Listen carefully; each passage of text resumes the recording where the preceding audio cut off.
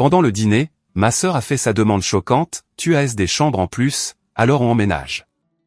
Quand j'ai dit non, elle m'a attaqué. Ma mère a hurlé, tu as détruit cette famille. J'ai juste souri et j'ai dit, vous avez oublié une chose. L'appel que j'ai passé ce soir-là. Ma sœur Charlotte a hurlé qu'elle prenait mes chambres d'amis. Quand j'ai refusé, elle m'a jeté son vin au visage et ma mère, Joséphine, m'a achevé. J'ai calmement quitté ce dîner du réveillon de Noël et passé un coup de fil à mon avocat. Cette nuit-là, j'ai tendu un piège qui allait les faire hurler. Et cette fois, je ne serai pas là pour aider. C'est ici que l'histoire commence vraiment, et vous ne voudrez pas manquer ce qui va suivre. L'odeur du thym et de la dinde rôtie, une odeur que j'associais habituellement à la chaleur et au réconfort, me semblait être une couverture suffocante. C'était le réveillon de Noël, et comme le voulait la tradition depuis 10 ans, je recevais dans ma maison, une maison que j'avais conçue et construite moi-même, témoignage d'une carrière que j'avais forgée à partir de rien. J'étais Elina, 45 ans, une architecte à succès, et comme on me le rappelait si souvent, la personne ennuyeuse et sérieuse de ma famille. J'étais déjà sur les nerfs. Un projet commercial majeur venait d'entrer dans sa phase d'inspection finale, et j'avais enchaîné des semaines de 70 heures. J'étais épuisé émotionnellement et physiquement, fonctionnant sur mes réserves, et la simple volonté d'offrir à ma famille une journée parfaite. Ma mère, Joséphine, 68 ans et à la retraite, était déjà assise en bout de table, une position qu'elle prenait toujours, menant sa petite cour avec un œil critique sur la mise en place de la table. Ma sœur, Charlotte, 39 ans, et son mari, Lucas, 41 ans, étaient arrivés avec une heure de retard, plein d'excuses désinvoltes et de tumulte. Charlotte, une blogueuse lifestyle, un terme que je traduisais mentalement par perpétuellement sans emploi, était impeccable comme d'habitude, tandis que Lucas, dont le statut de travailleur indépendant signifiait qu'il était constamment entre deux petits boulots, planait nerveusement derrière elle. Elina, ma chérie, cette sauce est un peu liquide, n'est-ce pas, commenta Joséphine, en faisant tourner sa cuillère dans la saucière. Avant que je puisse répondre, Charlotte intervint. C'est bon, maman. Nous avons des choses plus importantes à discuter de toute façon. Elle frappa dans ses mains, un son sec et excité qui mit chaque nerf de mon corps en état d'alerte. Alors, nous avons une nouvelle incroyable. Enfin, en quelque sorte. C'est un nouveau départ. Je me suis préparé. Les nouveaux départs de Charlotte précédaient presque toujours une demande pour un petit prêt qui ne serait jamais remboursé. Lucas se racla la gorge, regardant son assiette. Eh bien, tu vois, notre propriétaire, c'est un vrai salaud. Pour faire court, notre bail est terminé. Il nous expulse, Elina, éclata Charlotte, son attitude désinvolte remplacée par une colère soudaine et vive. Juste parce qu'on était un peu en retard, et il a eu le culot de se plaindre des dégâts. C'est une arnaque totale. Je gardai une expression neutre, posant le plat de haricots verts sur la table. Charlotte, c'est terrible. Que allez-vous faire? C'était l'ouverture qu'elle attendait. Elle sourit, un large sourire prédateur qui n'atteignait pas ses yeux. Eh bien, c'est ça le meilleur. On se disait que cette maison est tellement immense. Elle fit un geste vers la salle à manger, qui s'ouvrait sur un grand salon sur 2 étages. Je veux dire, tu as toute cette aile à l'étage. C'est quoi? 3 chambres supplémentaires? Tu ne les utilises pas? Une angoisse glaciale s'installa dans mon estomac. Qu'est-ce que tu suggères, Charlotte? On emménage, déclara-t-elle comme si elle annonçait des vacances surprises. C'est parfait. Lucas et moi prendrons les 2 chambres d'amis principales, et la 3e pourra être mon nouveau bureau pour mes vlogs. Ce ne sera que pour quelques mois, peut-être un an, le temps qu'on se remette sur pied. Le silence qui suivit était lourd. Lucas fixait toujours son assiette. Ma mère, Joséphine, me regardait, son expression illisible, mes expectatives. Je pris une lente inspiration, gardant ma voix basse et calme. Charlotte, je suis désolé que vous soyez dans cette situation. Vraiment. Mais non. Son sourire se figea, puis se mua en incrédulité. Quoi? Comment ça non? Je veux dire, non, vous ne pouvez pas emménager, dis-je plus fermement cette fois. C'est ma maison, pas une pension de famille. Je suis heureuse de vous aider à chercher un nouvel appartement ou même de me porter garante pour un bail si votre crédit est le problème, mais vous ne prendrez pas mes chambres. Te porter garante? La voix de Charlotte monta jusqu'à un ton strident. On n'a pas besoin d'un garant, Elina. On a besoin d'un endroit où vivre. Tu as tout cet espace, et tu le gardes pour toi toute seule. C'est égoïste. Ce n'est pas égoïste, Charlotte. C'est ma maison. Mon bureau est ici. J'ai des clients. J'ai besoin de mon intimité. L'intimité, se moqua TL. Tu travailles tout le temps. Tu ne sauras même pas qu'on est là. La réponse est non. C'est là que c'est arrivé. Le visage de Charlotte se tordit d'une rage terriblement enfantine. Tu fais toujours ça. Tu agis toujours comme si tu étais meilleur que nous juste parce que tu as de l'argent. Elle prit son verre plein de vin rouge foncé. On les prend. Charlotte, non, murmura Lucas, levant enfin les yeux, ses yeux écarquillés de panique. Mais il était trop tard. Avec un cri furieux, elle projeta le contenu du verre directement sur moi. Le liquide froid frappa mon visage et ma poitrine avec une éclaboussure choquante. Le vin rouge foncé dégoulinait de mes cheveux, piquait mes yeux et trempait le devant de mon chemisier en soie de couleur crème. Toute la table haleta. Je restais là, figé, l'odeur du vin et du thym se mélangeant en un parfum écœurant. Je ramassai lentement ma serviette sur mes genoux. Alors que je commençais à tamponner calmement mon visage, ma mère Joséphine parla enfin. Sa voix n'était pas celle de l'inquiétude pour moi, mais d'une fureur froide et dure. Elina, siffla-t-elle, ses yeux flamboyants. Regarde ce que tu as fait faire à ta sœur. Elle est dans le besoin, et tu lui claques la porte au nez après tout ce qu'on a fait pour toi. J'arrêtai la serviette à mi-chemin de ma joue. Ce que vous avez fait pour moi. Tu es une femme froide et égoïste, Elina, cria Joséphine en se levant de sa chaise. C'est ta sœur, ta famille. Si tu peux lui faire ça, tu n'es pas ma fille. Les mots me frappèrent plus fort que le vin. Tu n'es pas ma fille. Je regardais Charlotte, qui respirait lourdement, son visage triomphant. Je regardais Lucas, qui essayait désespérément de devenir invisible.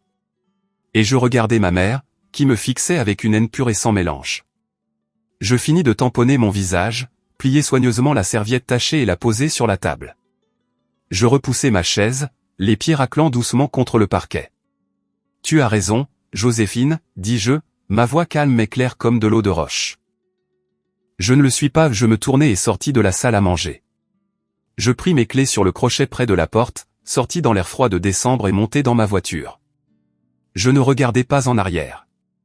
Le trajet jusqu'à mon bureau privé séparé, celui dont ils ignoraient l'existence, fut un flou. Je restais assise dans le noir, le vin collant séchant sur ma peau, et je laissais le choc m'envahir. Puis le choc se retira et quelque chose d'autre, quelque chose de froid, de dur et de clair prit sa place. Je pris mon téléphone. Je n'ai pas appelé un ami. Je n'ai pas appelé un thérapeute.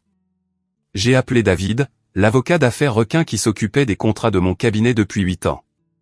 David, dis-je, ma voix parfaitement égale. Je suis désolé de vous déranger le soir du réveillon. J'ai une affaire personnelle. J'ai besoin que vous rédigiez 2 documents pour moi ce soir. Premièrement, un avis d'expulsion. Deuxièmement, une mise en demeure de remboursement. La trahison était pire que l'humiliation. Et ils venaient de commettre la plus grosse erreur de leur vie. Le silence de mon studio au centre-ville contrastait vivement avec le chaos que je venais de quitter. Mon cabinet occupait le dernier étage d'un bâtiment historique restauré, mais je gardais un petit studio privé au rez-de-chaussée, accessible uniquement par une carte magnétique séparée. C'était mon sanctuaire, rempli de tables à dessin, de maquettes d'architecture et de l'odeur propre des plans et du café. Personne dans ma famille ne savait qu'il existait. Pour eux, mon bureau était la chambre d'amis de ma maison, celle-là même que Charlotte avait si nonchalamment revendiquée. Je me rinçai le visage dans la petite salle de bain, l'eau froide fut un choc bienvenu. Le vin avait taché mon chemisier, une belle pièce que j'avais achetée en Italie, et je ressentis une pointe de perte aiguë et vaine. Je l'enlevai, me lavai la peau du mieux que je pouvais, et enfilai un col roulé noir de rechange que je gardais dans un casier. En me regardant dans le miroir, je vis une étrangère. Mes yeux étaient sombres, non pas de tristesse, mais d'une résolution terrifiante et glaciale. La réparatrice, la fiable Elina, l'amortisseur émotionnel et financier de la famille, avait disparu. Elle avait été emportée avec le Bordeaux. Mon téléphone, que j'avais posé sur la table à dessin, commença à s'allumer. C'était un barrage, un assaut numérique. D'abord, Charlotte, tu es un monstre. Tu ne peux pas être sérieuse. Reviens ici et excuse-toi auprès de maman. Puis Lucas, Elina, s'il te plaît, calme-toi. Elle ne le pensait pas, reviens. Tu gâches le réveillon. Puis à nouveau Charlotte, maman pleure. J'espère que tu es contente. Tu as officiellement détruit cette famille. Et enfin, Joséphine, n'ose plus jamais montrer ton visage ici. Tu n'es pas la bienvenue. Je pensais ce que j'ai dit. Je regardais l'écran, mon rythme cardiaque stable. Autrefois, ces messages m'auraient plongé dans une spirale de culpabilité. J'aurais appelé, en pleurant, en m'excusant, en les suppliant de me pardonner. Je leur aurais offert de l'argent, un hôtel, n'importe quoi pour arranger les choses, juste pour être autorisé à revenir dans le giron, pour être à nouveau une bonne fille. Mais en lisant les mots, je ne ressentis rien. C'était comme lire un bulletin météo pour une ville lointaine. Le téléphone sonna. Joséphine. Je laissai aller à la messagerie vocale. Un instant plus tard, la notification apparut. J'appuyai sur lecture, le mettant sur haut-parleur. Sa voix, épaisse de larmes théâtrales et de rage réelle, emplit le studio. Elina, comment oses-tu? Comment oses-tu abandonner ta mère le soir du réveillon? Charlotte est hors d'elle. C'est ta chair et ton sang. Tu as ce palais pour toi toute seule, et tu n'aides même pas ta sœur. Je t'ai élevé pour que tu sois meilleur que ça. Tu es un serpent froid, au cœur de pierre. Tu as fait ton choix. Ne reviens pas en rampant vers moi quand tu seras vieille et seule, parce que tu n'auras personne. Tu n'as pas de famille. Le message se termina. Je l'ai sauvegardé. Je suis retourné à mon ordinateur, ma conversation avec David fraîche dans mon esprit. Il était, comme toujours, d'une efficacité brutale. Un avis d'expulsion pour votre mère, avait-il demandé, sa voix ne trahissant qu'une lueur de surprise. Oui, elle vit dans l'appartement de la rue de la Seine. Le titre de propriété est uniquement à mon nom. Je paie le prêt, les charges et les frais de syndic. Compris. Et la lettre de mise en demeure? Pour ma sœur Charlotte et son mari, Lucas, pour... Commençons à 80 000 €. Je vous enverrai le dossier par email. Le dossier? Je suis architecte, David. Je documente tout. Et j'avais tout, chaque virement bancaire, chaque prêt pour une réparation de voiture, chaque chèque de loyer couvert, chaque fonds de démarrage d'entreprise. Pendant 15 ans, j'avais documenté la rue à sens unique des finances de ma famille. Je me disais que c'était pour la budgétisation, pour mes propres archives. Mais ce soir-là, je connaissais la vérité. Inconsciemment, j'avais constitué un dossier. Mon téléphone vibra de nouveau. Un nouveau SMS de Charlotte. Maman fait ses valises. Elle vient vivre avec moi et Lucas, ou que nous finissions. Tu as rendu ta mère sans abri. Je ne te pardonnerai jamais ça, Elina. Tu auras des nouvelles de notre avocat. J'ai failli rire. Leur avocat? Avec quel argent? Je ressentis une clarté soudaine et aiguë, la précision de pensée d'un architecte. Ils avaient construit toute leur vie sur les fondations de ma culpabilité et de ma générosité. Ils avaient martelé ces fondations pendant des années, prenant et prenant encore, et je les avais laissés faire. J'avais rebouché les fissures, renforcé les poutres et payé tranquillement pour tout. Ce soir-là, ils avaient porté un coup de masse à la poutre maîtresse, et ils étaient sur le point de découvrir ce qui se passait lorsque la personne qui soutenait tout s'en allait simplement. J'ai sorti les relevés bancaires, le titre de propriété de l'appartement de Joséphine et le tableur méticuleusement organisé des prêts.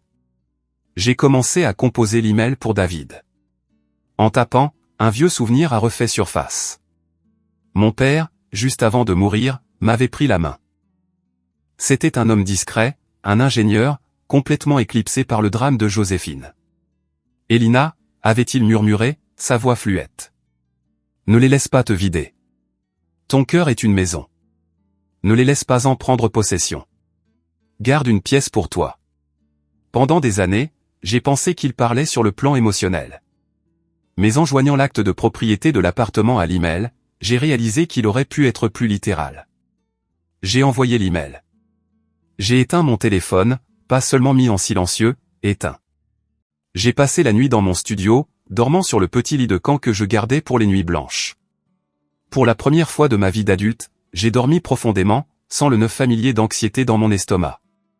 J'ai rêvé de pièces vides, de lignes épurées et de la force tranquille et solide du béton armé. Ils avaient toujours supposé que j'encaisserais, mais ils avaient oublié une chose cruciale. Je n'étais pas seulement la banque de la famille. J'étais l'architecte. Je possédais les plans. Les racines de ce désastre du réveillon de Noël remontaient loin, à notre enfance. Joséphine, notre mère, avait toujours été une femme de grands gestes et de stabilité aussi fine que du papier. Elle aspirait à l'apparence d'une vie parfaite, mais manquait de la discipline ou du désir d'en construire une. C'était une créature de grand drame et de dettes de cartes de crédit encore plus grandes. Charlotte était son miroir. Elle était la jolie, la drôle. Elle a appris très tôt qu'un sourire éclatant et une larme bien placée pouvaient la sortir de n'importe quel problème et lui obtenir tout ce qu'elle voulait. Moi, par contre, j'étais la sérieuse. J'étais banale, silencieuse et bonne en maths.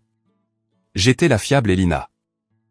Pendant que Charlotte était au cours de danse, j'étais à la maison à équilibrer le chéquier de ma mère à l'âge de 14 ans, essayant de savoir quelle facture nous pouvions sauter pour garder les lumières allumées.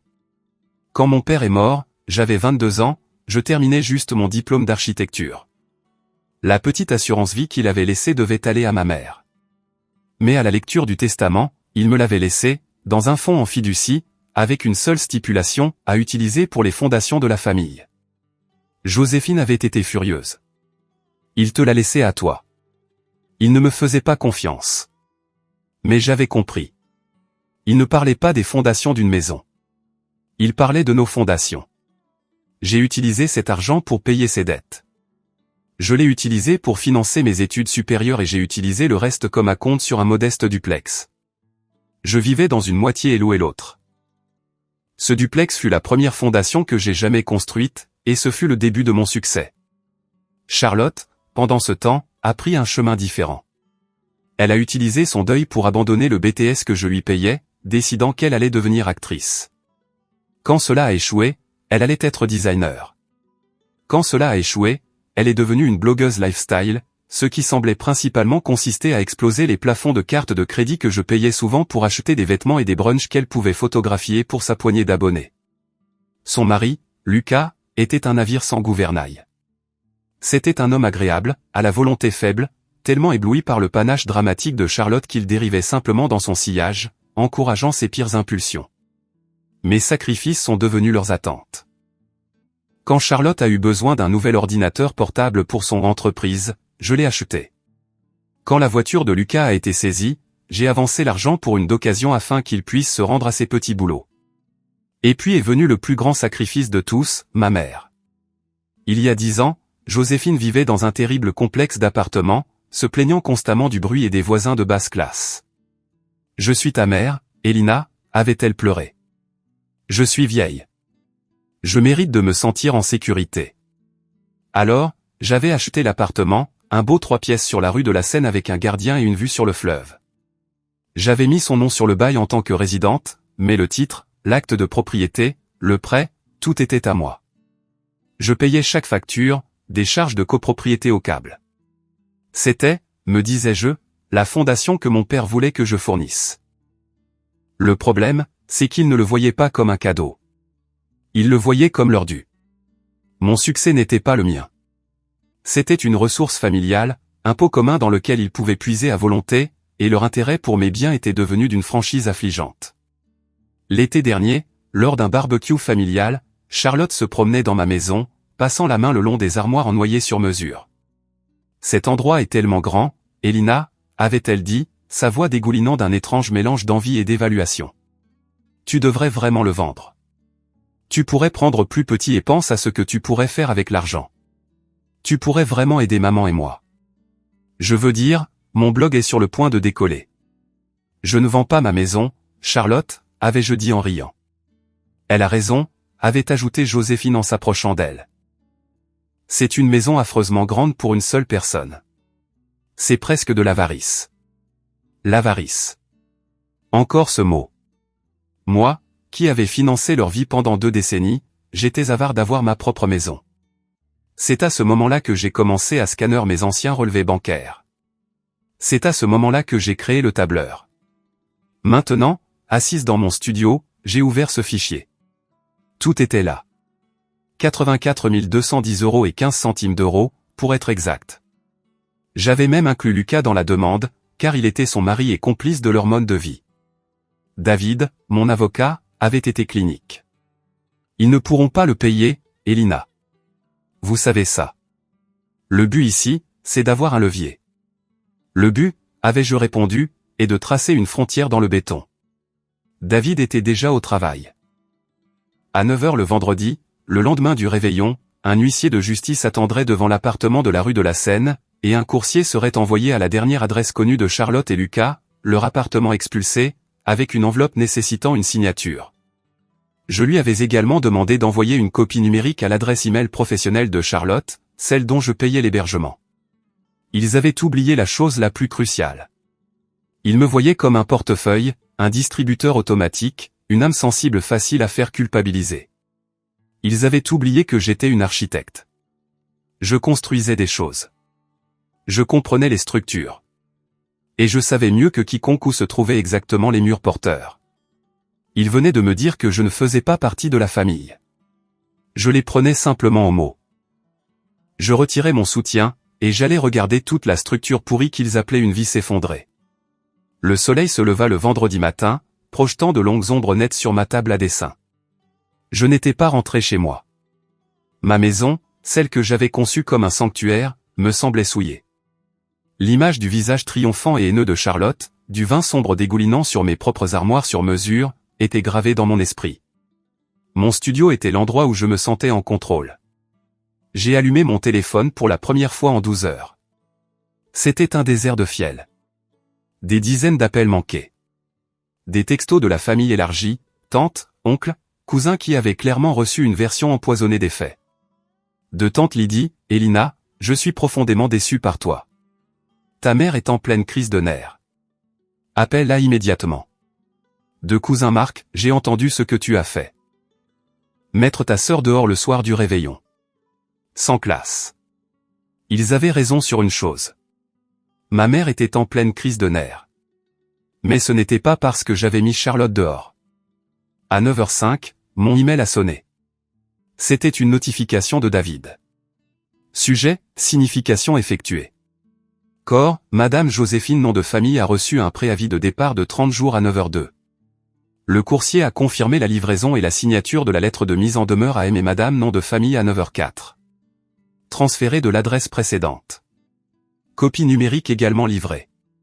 En attente de contact. Le cri que j'attendais est arrivé 3 minutes plus tard. Cette fois, quand Joséphine a appelé, j'ai répondu. Accent aigu Elina. Le hurlement était si fort que j'ai dû éloigner le téléphone de mon oreille. C'était un son de panique pure et non dilué. Qu'est-ce que c'est? Qu'est-ce que c'est que cette saleté? Un homme vient de venir à ma porte.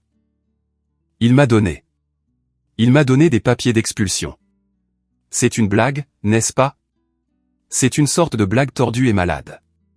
Ce n'est pas une blague, Joséphine, dis-je, ma voix aussi calme qu'un lac gelé. C'est un document légal. C'est un préavis de 30 jours pour quitter la propriété. Quitter? Quitter? C'est ma maison. Non, dis-je, et la clarté de ma propre voix me surprit. C'est ma propriété. Vous étiez une invitée, et vos privilèges ont été révoqués. Vous avez dit que je n'étais pas votre enfant. J'honore simplement cela. Notre relation est terminée, ce qui inclut notre relation financière. Tu ne peux pas, bégaya-t-elle. Je suis ta mère. La loi ne le permettra pas, la loi est précisément ce qui le permet, dis-je. Le titre de propriété est à mon nom. Vous êtes une locataire sans bail, et je mets fin à cette location. David, mon avocat, peut expliquer les détails à votre conseiller juridique si vous choisissez d'en retenir un. J'entendis un son étouffé, puis la voix de Charlotte fut au bout du fil, encore plus stridente que celle de sa mère. Toi. Espèce de sorcière. Que as-tu fait? Je viens de recevoir un email. 84 000 €. C'est du chantage? Je vais te faire arrêter. C'est du harcèlement. C'est une demande de remboursement de prêt documenté, Charlotte, répondis-je, en sortant le tableur. Par exemple, les 5 200 € pour la création de ton site de blogueuse lifestyle en 2018, les 12 000 € pour rembourser tes dettes de carte de crédit en 2020, les 7 500 € pour la voiture de Lucas. J'ai des reçus pour chaque centime. Vous avez 30 jours pour proposer un plan de paiement ou je saisirai le tribunal. On n'a pas cet argent. Tu sais qu'on ne l'a pas. Tu as fait ça pour nous détruire. Non, dis-je, ma patience craquant. Vous avez fait ça vous-même. Vous êtes venu chez moi, m'avez insulté, avez exigé ma propriété et m'avez agressé. Toi et Joséphine, vous l'avez soutenu. Vous pensiez que j'étais votre filet de sécurité personnelle. Vous venez d'apprendre que le filet a disparu. Maman est sans abri, hurla Charlotte. Où est-ce qu'elle est censée aller? J'imagine qu'elle emménagera avec toi et Lucas, dis-je. Ou que vous atterrissiez.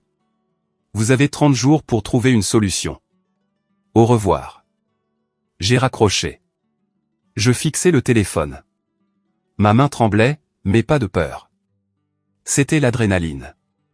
Le passage de victime passive à stratège active était complet. Mais je n'avais pas fini. Il m'avait traité d'avare et d'égoïste. Ils m'avaient accusé de thésauriser. Ils avaient oublié qu'en tant qu'architecte, ma plus grande compétence n'était pas seulement de construire, c'était d'enquêter. Je devais connaître toute l'histoire. Pourquoi était-il si désespéré? Un petit retard de loyer ne mène généralement pas à une expulsion immédiate, même avec un mauvais propriétaire. J'ai engagé un détective privé, un homme discret recommandé par David. Je veux connaître la vraie raison pour laquelle ma sœur a été expulsée, lui ai-je dit. Et pendant que vous y êtes, faites une vérification complète des antécédents de son mari, Lucas. Ça n'a pas pris longtemps. 2 jours pour être exact. Le détective était minutieux. La raison de l'expulsion n'était pas seulement le non-paiement. C'était le non-paiement pendant 6 mois. Le propriétaire avait essayé de trouver un arrangement avec eux, mais il l'avait évité. Et les dégâts que Charlotte avait balayés d'un revers de main, ce n'était pas seulement de l'usure. Ils avaient essayé de faire leur propre rénovation pour rendre l'appartement plus instagrammable, y compris en abattant un mur non porteur sans permission. Les dommages étaient estimés à plus de 20 000 €. Ils n'étaient pas seulement fauchés, ils étaient imprudents et destructeurs. Mais la vraie bombe, c'était Lucas. Mon beau-frère calmé à la volonté faible n'était pas seulement un travailleur indépendant. C'était un joueur. Il avait des comptes en ligne, un historique de poursuite de ses pertes, et une dette importante à taux d'intérêt élevé à son nom, séparée de celle de Charlotte. C'est là que l'argent allait. Mon argent. L'argent que j'avais donné à Charlotte pour son entreprise, l'argent qu'elle prétendait être pour le loyer. Il était englouti dans un trou noir numérique. Charlotte n'était pas seulement en droit de tout avoir, elle était soit une idiote, soit une complice. Je détenais maintenant toutes les cartes. J'avais l'avis d'expulsion, la lettre de mise en demeure de 84 000 €, et maintenant la preuve de leur irresponsabilité totale et catastrophique. La prochaine fois qu'ils s'en prendraient à moi, et je savais qu'ils le feraient, je ne me contenterais pas de construire un mur. Je leur montrerais la pourriture dans leur propre fondation. Le lendemain de l'appel, un samedi, ils se sont présentés chez moi. Je m'y attendais. J'avais passé la journée précédente à mon studio, mais je savais que je ne pouvais pas me cacher éternellement. Je devais les affronter sur mon propre terrain. J'étais dans mon bureau à domicile, le vrai, pas la chambre d'amis, quand la sonnette a retenti. Ce n'était pas un carillon poli. C'était un martèlement frénétique et répété du bouton. J'ai vérifié la caméra de sécurité. Charlotte, Joséphine et Lucas blottis sur mon perron, l'air ébouriffé et furieux. J'ai pris une profonde inspiration, me suis dirigé vers la porte et l'ai ouverte. Avant que je puisse parler, Charlotte s'est jetée en avant, essayant de me bousculer pour entrer dans le hall. Tu ne peux pas nous ignorer, Elina. Tu dois arranger ça. Je n'ai pas bougé. Je suis plus grande qu'elle, et des années à transporter des plans et à grimper sur des échafaudages m'ont donné une charpente solide. J'ai posé une main sur son épaule et les mains tenues fermement. Tu n'es pas la bienvenue dans ma maison, Charlotte. Nous pouvons parler sur le porche. Il gèle, hurla Joséphine, en serrant son mince manteau autour d'elle. Tu ferais rester ta propre mère dans le froid. C'est toi qui m'as renié, dis-je d'une voix plate. Tu as de la chance que j'ai ouvert la porte. Vous avez 5 minutes. Tu dois arrêter ça, la voix de Charlotte était un râle désespéré. Cette expulsion, tu vas tuer maman. Son cœur ne le supportera pas, mon cœur va très bien, lança Joséphine, fusillant Charlotte du regard avant de retourner sa fureur contre moi. C'est de la maltraitance, Elina. De la maltraitance envers une personne âgée. J'irai voir les journaux. Je dirai à tout le monde ce que tu fais. Et que suis-je en train de faire, exactement, demandai-je en croisant les bras. Est-ce que je refuse de vous laisser vivre sans payer de loyer dans un appartement à 700 000 € que je possède et pour lequel je paie? Oui. Est-ce que je refuse de financer le style de vie imprudent de votre fille? Oui. Je ne pense pas que ce soit de la maltraitance, Joséphine. Je pense que c'est une limite.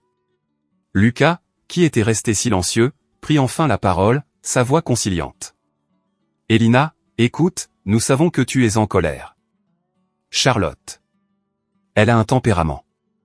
Le vin. C'était trop. Nous sommes désolés, mais ça. C'est œil pour œil. C'est trop. Vraiment, Lucas? Je fixai mon regard sur lui.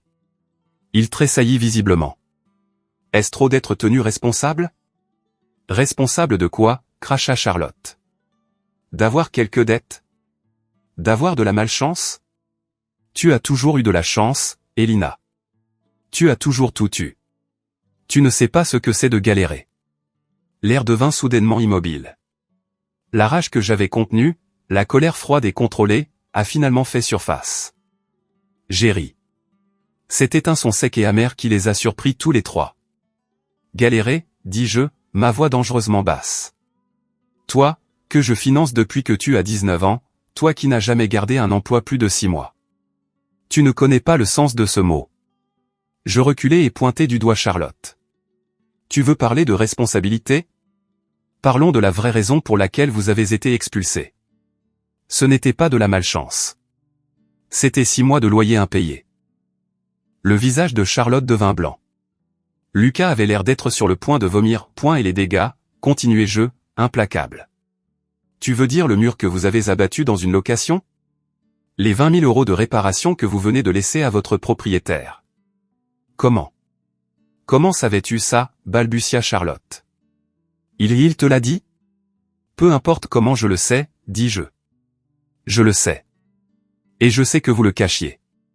Vous êtes venu à mon réveillon, prévoyant de déverser votre désastre catastrophique et auto-infligé sur mes genoux et d'appeler ça un nouveau départ. Vous n'avez pas seulement demandé de l'aide.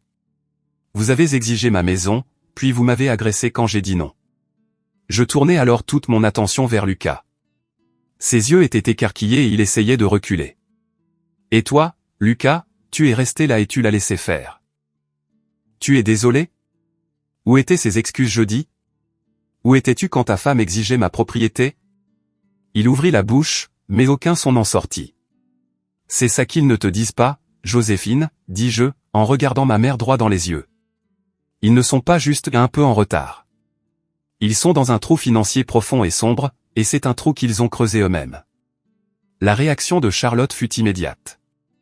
Le choc passa, et l'animal acculé sortit. Toi. Tu m'as espionné. Hurla-t-elle, sa voix se brisant. Tu as déterré des saletés sur moi. Tu essaies de me ruiner. Tu es jalouse. Tu as toujours été jalouse de moi. Tu es un monstre. Un monstre froid et sans cœur. Les menaces étaient pathétiques, les mensonges évidents. C'était la crise de colère d'une enfant prise sur le fait. Joséphine restait juste là à regarder, le visage cendré. Pour la première fois, elle semblait incertaine, regardant de mon visage à celui de Charlotte. Elle ne savait pas qui croire. Sortez de ma propriété, dis-je.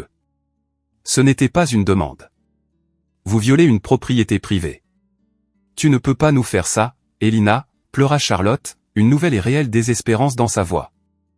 Nous n'avons nulle part où aller. Maman n'a nulle part où aller. Vous avez 30 jours pour trouver une solution. Tout comme vous aviez 6 mois pour payer votre loyer. Je rentrai à l'intérieur et fermai la porte, le bruit sourd du pêne dormant résonnant dans le hall.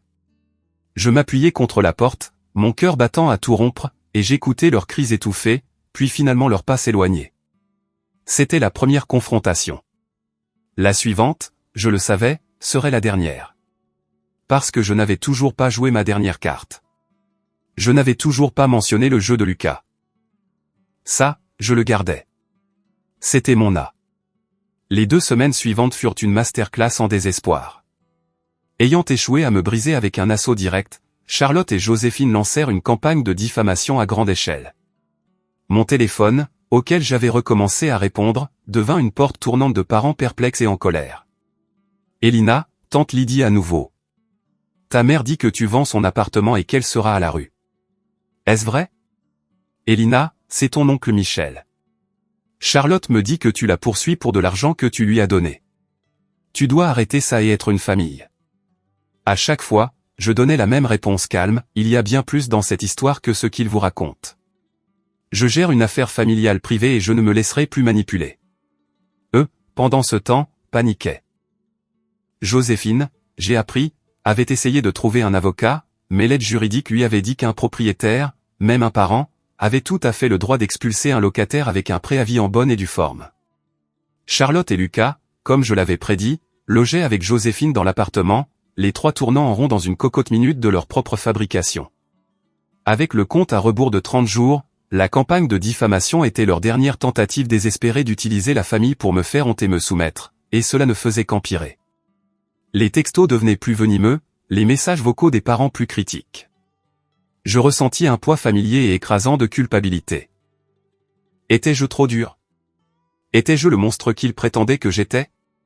Puis le rapport final du détective atterrit dans ma boîte de réception, et ma résolution se durcit, passant du béton au granit. Le rapport détaillait les jeux en ligne de Lucas. Il n'avait pas seulement perdu l'argent de ses petits boulots. Il avait contracté 3 prêts sur salaire à taux d'intérêt élevé au nom de Charlotte. 6 mois auparavant, il avait falsifié sa signature pour contracter un prêt sur son plan d'épargne entreprise d'un ancien emploi qu'elle avait eu, vidant les maigres 12 000 € qu'elle y avait. Il n'avait pas seulement joué. Il avait commis une fraude contre sa propre femme. Et mes 84 000 € de prêt avaient été le carburant pour le feu. J'ai regardé le rapport et j'ai enfin compris. Charlotte n'était pas seulement une complice. Elle était victime de son propre terrible jugement.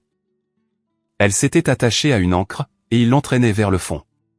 Mais sa fierté et son habitude de toujours me blâmer pour ses problèmes l'empêchaient de le voir. La confrontation finale n'est pas venue de moi, mais d'eux. Ma tante Lydie, la sœur aînée de ma mère, m'a appelé. Elina, ça a assez duré. J'organise une réunion de famille. Chez moi, dimanche à midi. Toi, ta mère et ta sœur. Nous allons mettre fin à tout ça. Tante Lydie, je ne pense pas, je me fiche de ce que tu penses, dit-elle d'une voix sévère. Je ne demande pas sois là. Ça déchire notre famille, et je ne le tolérerai pas, elle a raccroché. Je suis resté assise un moment. C'était ça.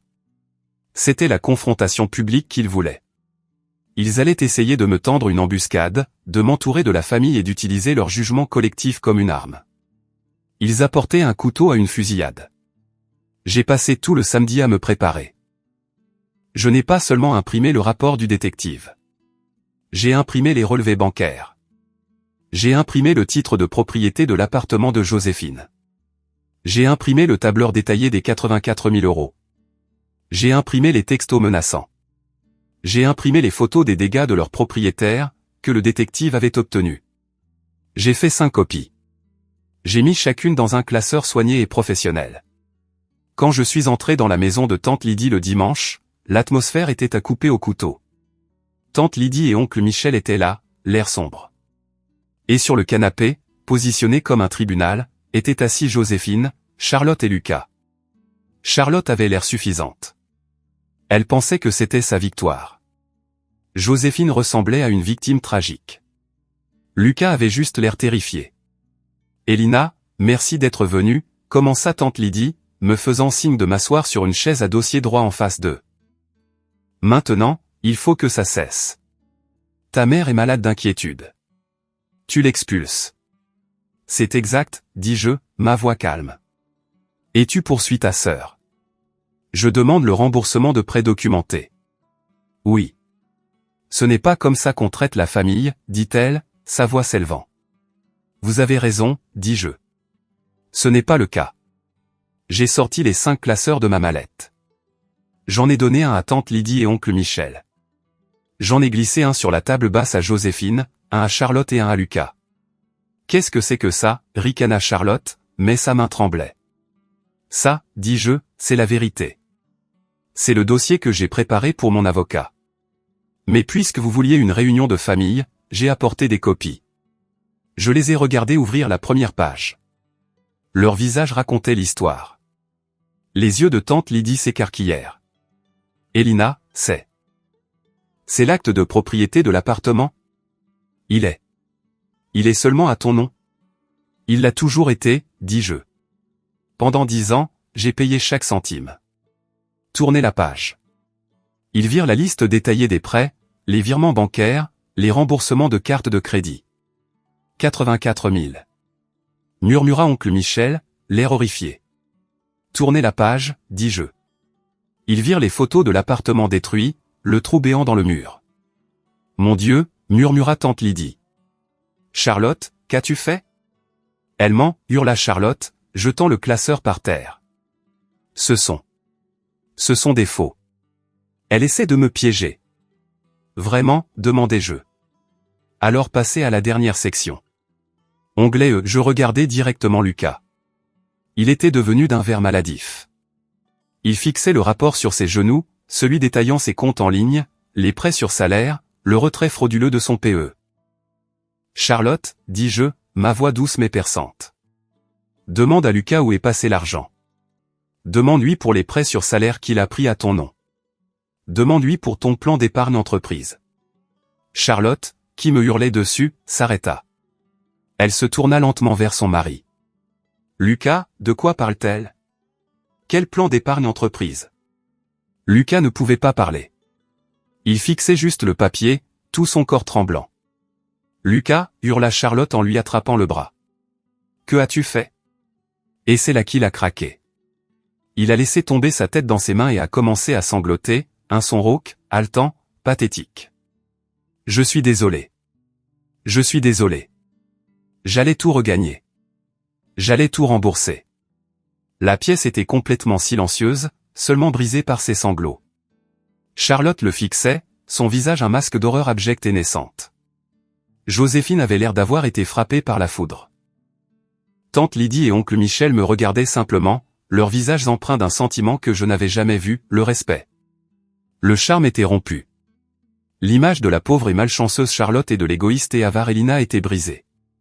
La vérité, dans tous ses détails et documentés, était sur la table basse, à la vue de tous. La réunion de famille chez tante Lydie était devenue un tribunal, et j'étais celle qui avait présenté les preuves irréfutables. L'arrogance de Charlotte s'était évaporée, remplacée par un choc gris et creux. Elle ne me regardait plus. Son monde entier s'était rétréci à l'homme brisé et sanglotant à côté d'elle. Toi. Tu l'as joué, murmura-t-elle, sa voix tremblante. Mon PE, l'argent d'Elina. Tout a disparu. Lucas hocha simplement la tête, incapable de parler, ses épaules secouées de sanglots. Joséphine, de son côté, était complètement sans voix. Tout son récit de victimisation, de ma cruauté, du droit de Charlotte à tout avoir, avait été systématiquement démantelé. Elle fixait le classeur sur ses genoux comme si c'était une bombe. Elle leva les yeux vers moi, ses yeux écarquillés, et pour la première fois, je ne vis pas de la colère, mais de la peur. Elle avait enfin réalisé que la personne qu'elle avait aliénée était la seule qui l'avait jamais vraiment soutenue. Tante Lydie fut la première à parler. Sa voix, habituellement si prompte à me juger, dégoulinait maintenant d'une fureur froide, mais elle était entièrement dirigée contre ma sœur et son mari. Charlotte, Lucas, vous êtes des escrocs, dit-elle, sa voix basse et tremblante. Vous avez menti à toute cette famille. Vous avez saigné Elina à blanc pendant des années, et tout ça pendant que vous faisiez ça, elle désigna le rapport de Lucas. Et toi, Joséphine, tu as permis ça. Tu étais assise là, le soir du réveillon, et tu lui as hurlé dessus. Tu l'as renié pour ça. Je ne savais pas, balbutia Joséphine en se tordant les mains. Je ne savais pas que c'était si grave. Charlotte. Elle a juste dit qu'il traversait une mauvaise passe. Tu ne voulais pas savoir, gronda oncle Michel en se levant. C'était plus facile de blâmer Elina. Ça a toujours été plus facile de blâmer Elina. C'est elle qui travaille, celle qui épargne, alors c'est à elle que vous présentez tous la facture. Il se tourna vers moi, son visage adouci. Elina, je suis tellement désolé. Je n'avais aucune idée. Je hochai simplement la tête, acceptant les excuses. Et puis, le moment que j'attendais, la rupture finale et triomphante. Charlotte, dans son horreur, tourna enfin sa rage loin de moi et vers la source réelle de ses problèmes. Elle se leva lentement. Elle regarda Lucas, qui pleurait toujours. « Toi, dit-elle, sa voix morte. Tu nous as ruinés. Tu as tout pris. » Elle ne l'a pas frappé. Elle ne lui a pas crié dessus. Elle a fait quelque chose de bien plus glaçant. Elle se tourna vers moi. Ses yeux étaient vides, mais la combativité avait disparu. L'expulsion. « Est-ce que c'est réel ?» demanda-t-elle. 30 jours, Charlotte. C'est ce que la loi exige. Ça vous donne encore 12 jours. Et les 84 000. C'est le levier, Charlotte, dis-je doucement. Je ne vais pas te forcer à la faillite, mais je ne suis plus ta banque non plus. Toi et Lucas, vous êtes livrés à vous-même. Puis elle regarda sa mère. Maman, tu dois choisir. Joséphine leva les yeux, confuse. Choisir? Que veux-tu dire, ma chérie? Choisir, dit Charlotte, sa voix se brisant. Est-ce que tu viens avec moi et lui? Ou est-ce que tu vas rester ici et supplier ta non-fille de te reprendre? C'était le test ultime. Et Joséphine, dans un moment de lâcheté stupéfiante et prévisible, fit son choix. Elle me regarda, ses yeux suppliants. Elina, ma puce, tu ne peux pas me laisser partir. Je suis ta mère. Je suis vieille. Je n'ai nulle part où aller. Charlotte. Elle ne peut pas s'occuper de moi. Pas maintenant. Charlotte laissa échapper un son qui était moitié rire, moitié sanglot. Bien sûr. Bien sûr. Elle me regarda, puis sa mère, puis son mari ruiné. Vous êtes tous des monstres. Et sur ce, elle attrapa son sac à main, se dirigea vers la porte d'entrée et partit.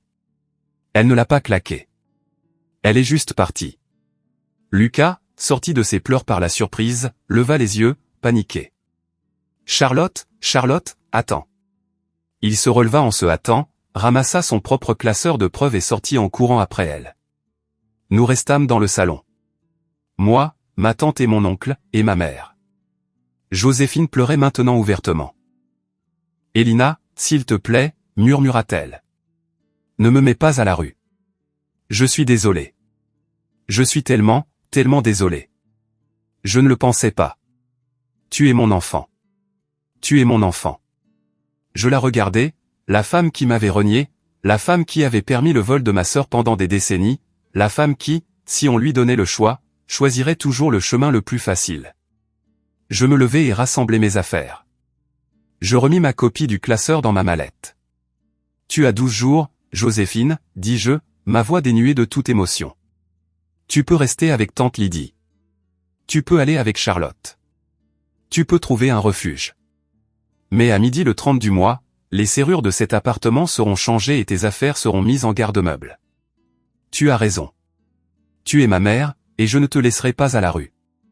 Je paierai pour une chambre pour toi dans un appart-hôtel. C'est ma dernière offre.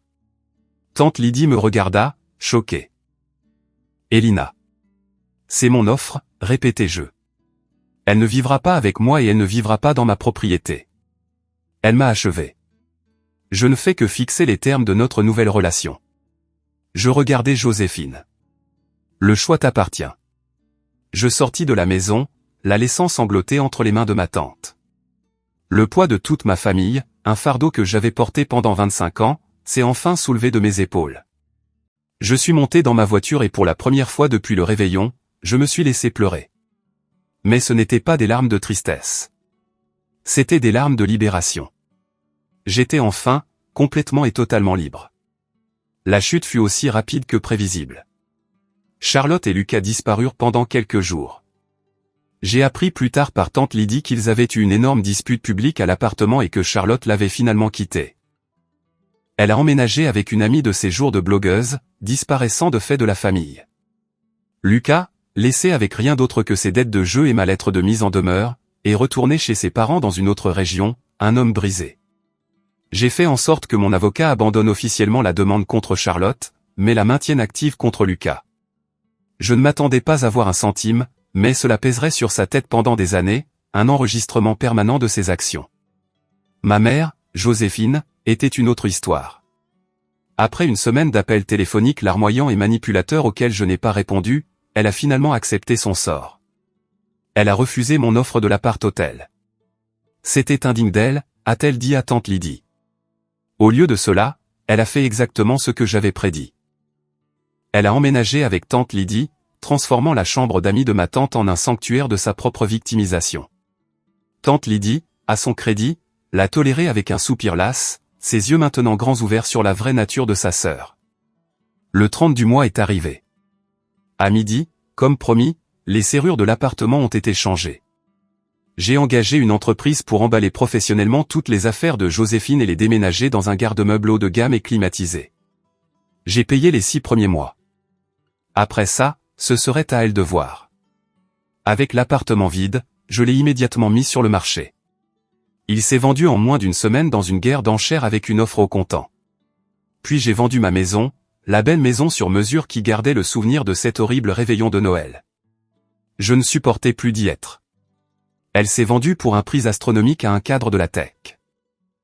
J'ai pris les profits des 2 ventes, coupant mes derniers liens physiques avec mon ancienne vie, et j'ai fait ce dont j'avais secrètement rêvé pendant des années. J'ai acheté un loft industriel tentaculaire et ouvert dans l'ancien quartier des entrepôts de la ville. C'était tout en briques, poutres d'acier apparentes et immenses fenêtres de 6 mètres de haut. C'était à moi, entièrement, complètement à moi. J'ai passé le mois suivant à concevoir l'intérieur, un mélange parfait de minimalisme et de confort. Ma réconciliation n'a pas été avec ma famille, mais avec moi-même. J'ai renoué avec de vieux amis. J'ai pris 2 semaines de vacances au Japon pour étudier l'architecture des temples. Et je me suis jeté dans mon travail, qui ne ressemblait plus à une évasion, mais à une passion. La première fête, Noël, approchait à grands pas.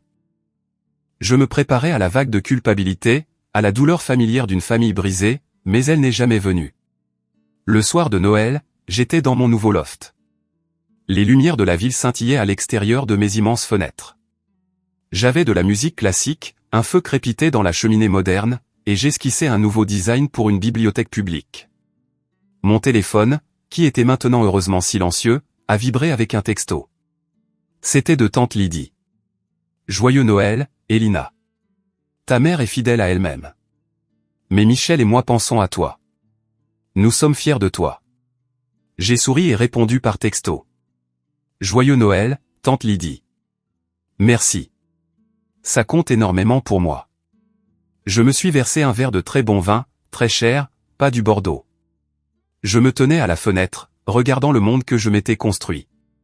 J'étais seul, mais je n'étais pas solitaire. Je n'étais pas une fille.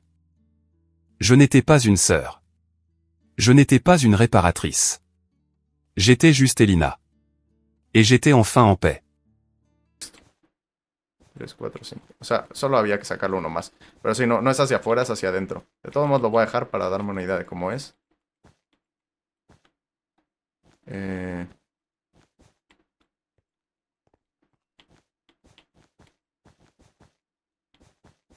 4, luego aquí. Así. Y luego esto. Aquí así. Ahorita veo cuántos son, pero sí. Están chidas sus construcciones. Están chidas tus construcciones. Gracias, aguacate. Muchas gracias. Ay, cómo me encantas. ¿Por qué? ¿Por qué, Funisa? ¿Todo bien? ¿Te gustan los pelón pelo ricos? Sí. No soy mucho de comer dulces. O sea, de que la verdad es que casi no como dulces. Pero sí. Oye, esto está mal. Desde el principio empecé mal. ¿O cuándo empecé? Ah, es que ya. Claro. Ya. Era esto. En el primero no le saqué como debería ser. Así. Y luego. Ahí. Y perfecto. Y esto. Uy, no, esperen. Hay que acabar primero la falda. Porque muy chiquita la falda si la dejamos así. Hay que subirla bastante más. Hay que subirla bastante más. Esperen, esperen. Pero sí, muchas gracias, aguacate. Ya me acabé el Crime, pero solo el acto 1. ¿Cuántos actos son del Crime? Ni me acordaba que tenía actos, la verdad. No puedo construir bien. ¿Por qué no puedes construir bien? Porque es Bedrock. Lo siento, bro, estoy en el celular. Soy TEDx Bike. Sí, no te preocupes, no te preocupes. Yo entiendo que en celular es más complicado. Perdieron las Chivas, lo sé. Ya me dijeron que perdieron las Chivas. Lo siento por los que le van a las Chivas y pues qué bueno por los que le van al otro, ¿verdad? Eh, esas piernas. ¿Te gustan? Tan raras, la verdad. No voy a mentir, siento que están un poquito raras, pero bueno, podrían ser peor. Pero no, esperen, no pongan playera todavía. Den chance. Den chance porque hay que acabar primero la falda porque hay que ver bien de qué tamaño va a ser la falda, ¿verdad? Entonces aguanten, no pongan aún la... No pongan aún la esta. Primero ayúdenme con la falda. Ahorita me ayudan a rellenar si quieren. Primero hay que hacer que tenga un poco la forma acampanada. ¿Y cómo? Pues literalmente metiendo de que cada vez uno hacia adentro.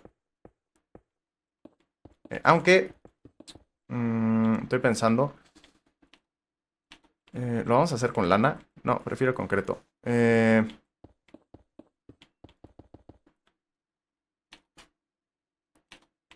Igual y uno nada más. De que uno hacia acá.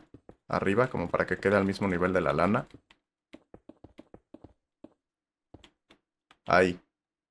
Si quieren. Y luego pues sería ir metiendo uno. Y subimos unos cuantos.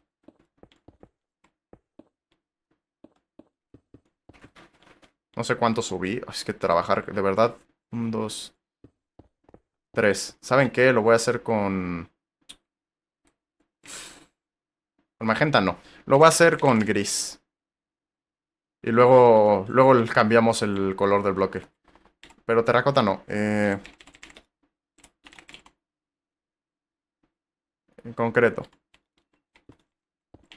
Y así, porque si no, no veo bien lo que estoy haciendo. Entonces acá subimos igual 3. Ah, esto déjalo así. Luego aquí subimos otros 3. Pero sí, o sea, de que cada vez hay que empezarla a meter un poquito más. Básicamente es eso. Está también para Bedrock. Sí, Suco. Está para Bedrock y para Java, lo que quieran. Pero rellena con Word Edit. Pues no, prefiero, ya dije que lo hago a mano. Lo único que hago con Word Edit es los mirrors, básicamente. O sea, de que duplicar una parte y hacerle mirror y ponerla en el otro. No hago todo con Word Edit porque siento que perdería un poco la gracia. Luego, si me hago famoso por hacer construcciones, diré que este canal me animó a hacer más construcciones. Gracias, aguacate. Ojalá sí. Ya me acabé. Son 3 y cada uno tiene como 10 misiones en 3 dificultades: normal, pesadilla y extremo.